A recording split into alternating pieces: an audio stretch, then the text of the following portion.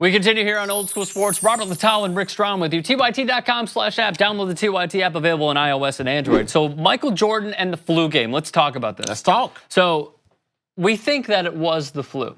That is what we have been sold, is that it's the flu. Yet Tim Grover, great stuff from Ball is Life. Tim Grover, who worked with Michael Jordan, had a lot to say about this and came to his defense. And here is what he had to say years and years and years ago. Take a look and then we'll discuss. Michael Jordan was poisoned for the flu game? Yes, 100% poisoned for the flu. Everyone called it a flu game, but we sat there and we were in the room. We were in Park City, Utah, up in a hotel. Room service stopped like at 9 o'clock. Then he got hungry, and we really couldn't find any other place to eat. So we ordered he said, hey, the only thing I could find is a pizza place. We ordered pizza.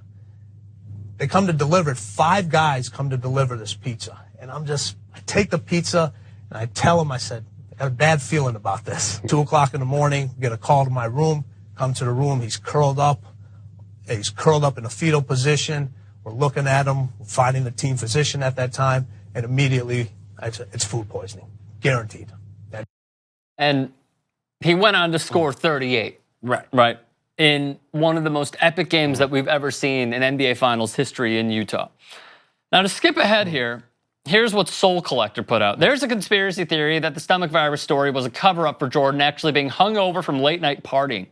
Seeing how he was able to perform at such a high level, would the hangover be more likely the case? And then they interviewed a doctor about this. The doctor said both scenarios would have left him with an upset stomach, vomiting, dehydration. I don't think one is more likely than the other just based on his performance, but I wonder if he received any treatment before the game, because without medications, it's surprising that he didn't have to vomit or run to the bathroom at some point during the game. And then Michael Jordan, The Life. This is a book that came out a while ago. There were conspiracy theories of what was really wrong. We just took it at face value that he had the flu and just went ahead. But according to the stories and rumors, he was supposedly at Robert Redford's chalet up in the mountains playing poker and partying all night. Michael Jordan partying and gambling during the playoffs is not unheard of. Right. It's a documented fact. You remember he went to Atlantic City when they played the Knicks one time. So it's a plausible theory because it's something that he's done, before. I tend to think it's more of the food poisoning, only because it was the NBA Finals. It was a game where if they lost that game, they were in some dire, they were going to be close to elimination.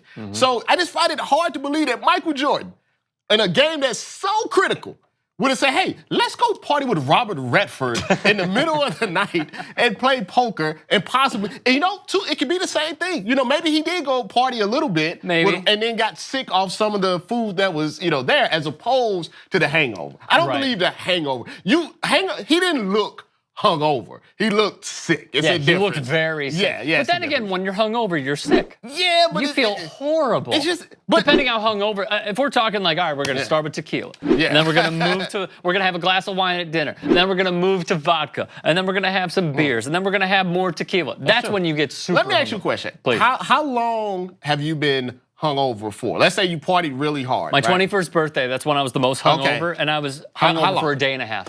Wow, okay. It was bad. All right, now do you think as an elite athlete, as someone who obviously partied a lot like Michael Jordan, would be able to handle that? I think it depends how much you drink. I don't think it's like, oh, well, I'm really in shape, so I'm not going to be hungover. Right. I think it's more that I built up a tolerance to it. That's what I'm saying. I think it's Michael Jordan.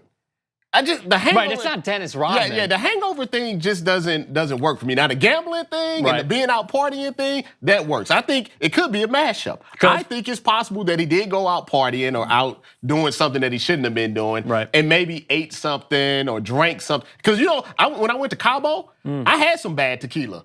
And, because I was in one of those all, resorts, where you pay for everything in advance, so they're cheap on the liquor. Oh, so BSO's doing well, huh? Well, I mean, I had to pay all in, so, business is booming. But I drank, I went in, I was like, I'm big wildin'. And as soon as I got there, because everything was free, I'm like, bring them in. And I had 4 margaritas, right? But it was cheap tequila.